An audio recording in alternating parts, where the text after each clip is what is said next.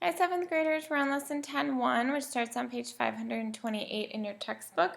Our learning target is determining if a function is linear or nonlinear by analyzing tables, graphs, and equations.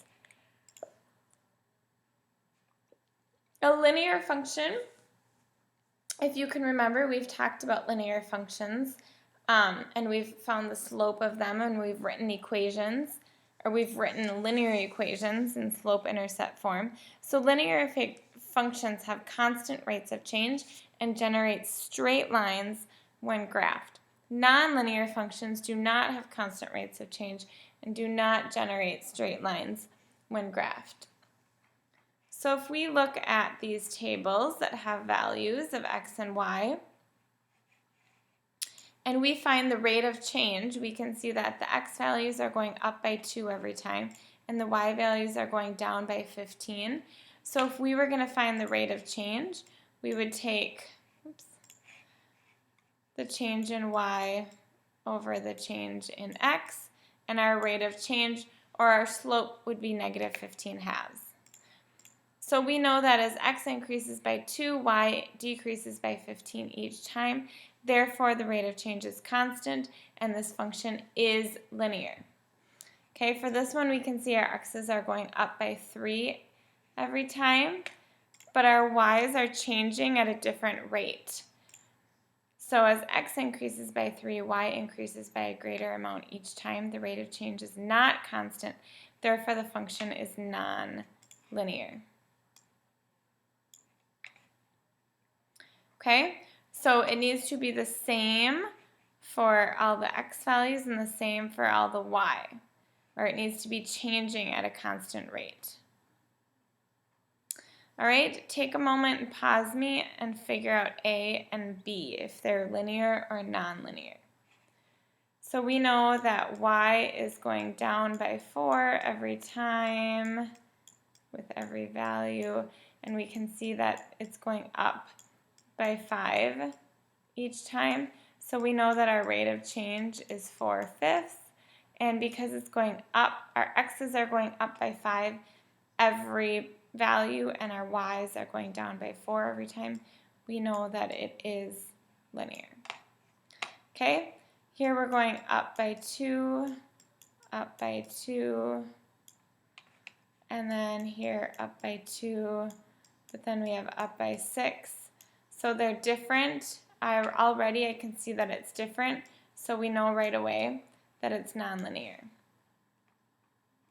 As far as our graphs go, if it is not a straight line, it is nonlinear. It's pretty self-explanatory. So here we see the graph is a curve, which is not a straight line, therefore it's nonlinear. This graph is also a curve, so it represents a nonlinear function. Notice that these graphs have an exponent after the x. We're going to be talking about nonlinear and quadratic functions in lesson 10.2. So if we look at C, we can see that, yep, that's a straight line. It has a negative slope, actually, but either way, it's a linear function. It can have a positive or negative. This one has a curve, so that is nonlinear. These have 2 curves, so it's nonlinear. Okay, so if you think back as to when we were talking about linear functions, we learned that we can write linear functions in slope-intercept form, which is y equals mx plus b. So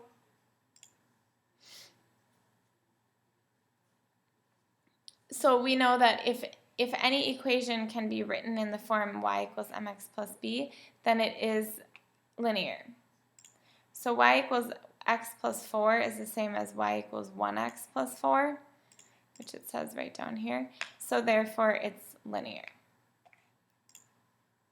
This one, the equation cannot be written in the form y equals mx plus b, so this function is nonlinear. In order to get x alone, 6 divided by x, there's no way for us to get x alone. We would have to multiply. So in order to get rid of,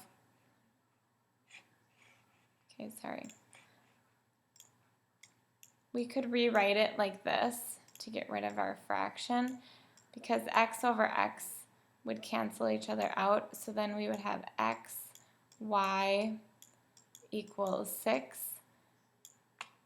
And if we want to get y equals mx plus b, we'd have to get rid of this x, so we would divide by x. So therefore, there's no way for us to get it in this form. So therefore, it's nonlinear. If we look at y equals 2x cubed plus 1, because there's an exponent here, that makes it nonlinear. If the exponent was not there, y equals 2x plus 1, then it would be linear. But if there's an exponent, that changes it and does not make it a constant rate. Y equals 3x plus 0, we can rewrite as y equals 3x. I just gave it away. That we can rewrite it as y equals 3x plus 0, which is still in our form y equals mx plus b. Remember, m is our slope and b is our y-intercept, so just because it's 0, that tells us that it crosses our y-axis at 0. So it is linear. And then y equals x divided by 5. Well, x divided by 5 is actually the same as 1/5 x. Because if we were going to multiply a fraction by a number, we would take the number by the numerator and then divide it by the denominator. So it'd be x times 1 is x divided by 5.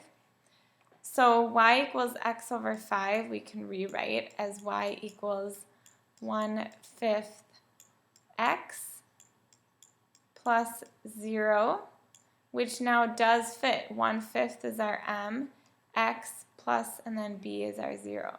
So that actually is linear.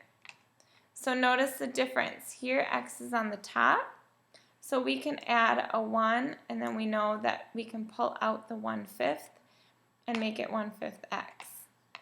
Here we have 6 divided by x, which is different because we cannot pull out our number and make it a fraction. So therefore, if x is on the bottom and being divided by, it's nonlinear. All right, make sure that you go into NICU and take the 10-1 NICU quiz.